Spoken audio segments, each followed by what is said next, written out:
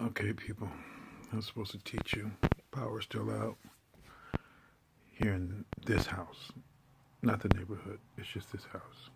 You replacing? I don't know. I didn't ask that man all that shit because he told me to stay out of his business, and I really don't care. He just told me they were going to turn the power off the day before yesterday, and they didn't do that. And I had stockpiled or recharged my things, that devices that are supposed to be power support when there's a power outage. And he said, well, at least we didn't lose power this day. I'm like, yeah, whatever. I'd rather the shit be over with than have to wait for an estimate of somebody who said something's going to be done in a particular time, and it's not. So I'm still here being inconvenienced. And yesterday, pretty much it was myself and the man who let them in who were waiting for them to turn the power off, and they never did. And now there's another lady in the house, and she was like me. She don't speak much English, but I said, yeah, we're waiting for them to turn the power back on. She'd ate something. I had to go to the store to get just some items that I wanted because I'd already gone through what I had. But then I also had the problem of I want something warm and hot, so I had to, buy it from the deli, warm and hot and stuff. And luckily, the lady at the counter told me. She said, "Did you fill this up?" I said, "Well, no." She said, "Because we don't sell it by the pound, we sell it by the container. So you make sure you go back there and you fill this up." Now that's good looking out. She didn't have to do that, but she does that all the time because she's just a sweet person. We have a good time, and every time I check out with her and stuff, she gives me extra points and all that kind of stuff when she don't have to. And, I'm asking her about her day. She's asking me about mine. She's just a good person. See, that's good people. Good people, they're like, look, it's no skin off my back what I'm doing. And at the same time, I'm not violating any laws. Because my job is to be a good customer service, and that's what she was being. But she's also being a good person to the point that, I don't even care about the fact that she works at this store. I care about her as a person because that's what she lets shine through. So I'm saying that to say what? Where are we now at? Everybody has a story. Everybody's telling their story. If I'm going to teach you anything, I have to teach you that first and foremost. My father, if you actually understand any kind of lore that's out there, anybody who came to know what God is and whatnot, God to them always had a story. And their story followed suit. So, I am that I am. It speaks to the genesis of that which awakens in a thought process, that which now begets everything that follows. I am that I am. It's not his name. It's an identifying phrase of I am conscious, I am aware. I say, I'm not that brilliant. He said, oh, but you understand that. And that to me is brilliant. Because, see, not everybody gets that. Because from that vantage point, you are always aware of what you're doing, and at the same time can always choose to make another choice until you choose not to. And if you choose not to, then that also is a choice. And then if you sit there and think that somebody else is supposed to acquiesce to you, you have to ask yourself first and foremost, why?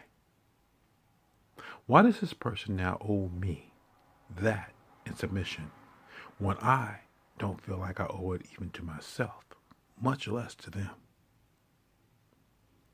See, the most thinking of an individual is always contemplating, entertaining of another thought, meaning that they're able to shift directory or trajectory to understand another vantage point, another viewpoint, another ideology, another frame of reference and thought that is not necessarily their own in the moment. Because, see, that's what makes you more godlike. Because you can entertain something outside of the scope of what you sit there and say you now must now adhere to. Because of some antiquated philosophy that was handed down to you, and not necessarily in the same way that it was handed down to those who were your ancestors. Because your ancestors were not always assholes. Now, their progeny may have become some form of an adulterated asshole. And they'll sit there and say you were possessed. They don't know what got into you because it wasn't anything they taught you. But at the same time, that's where free will comes into play.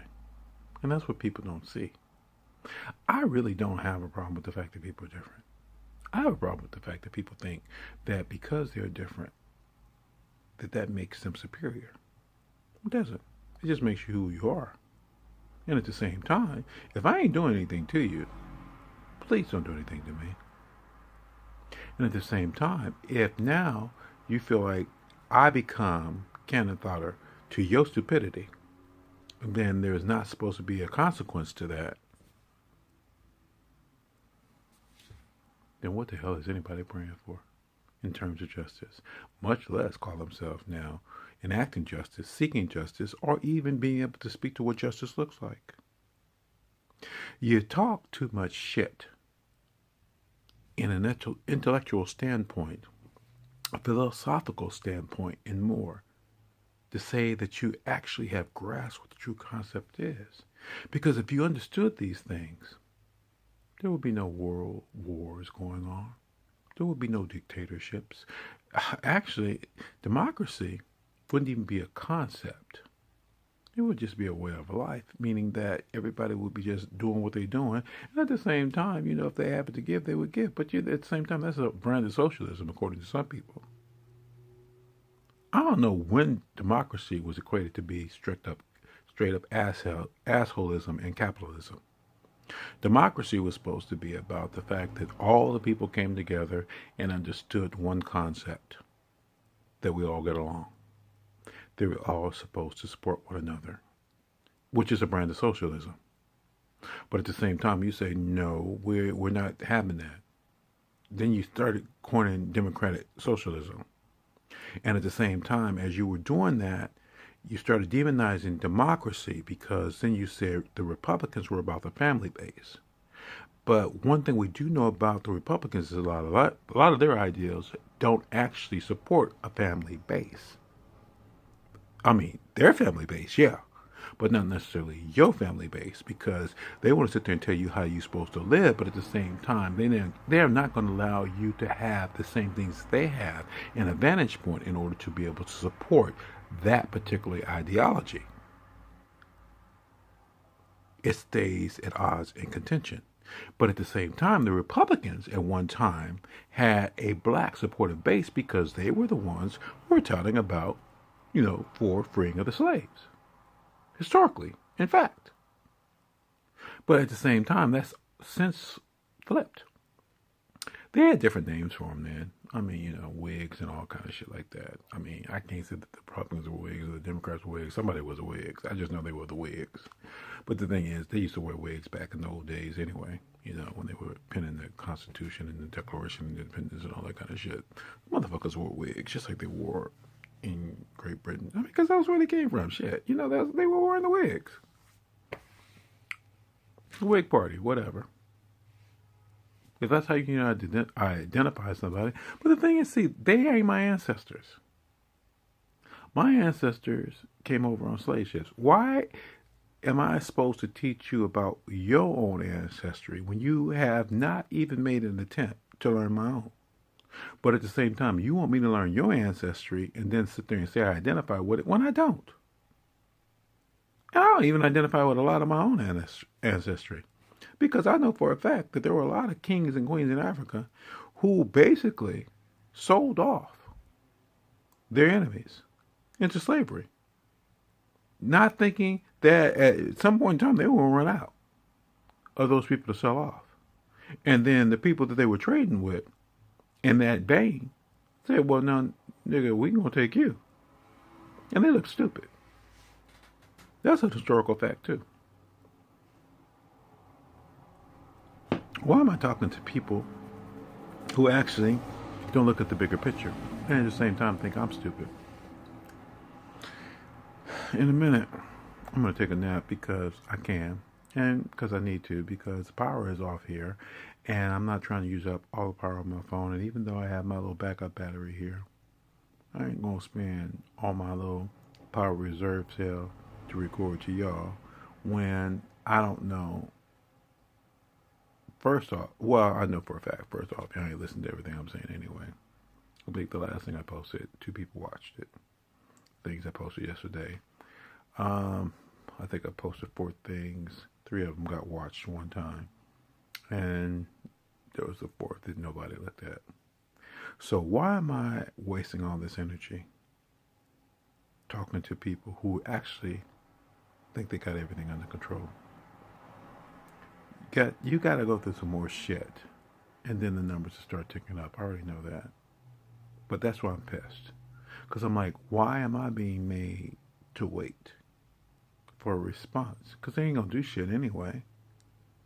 And that's why I said I felt this disconnect. But at the same time, I also felt like I was being abandoned. He said, don't worry about that. We'll see. Anyway, have a good day.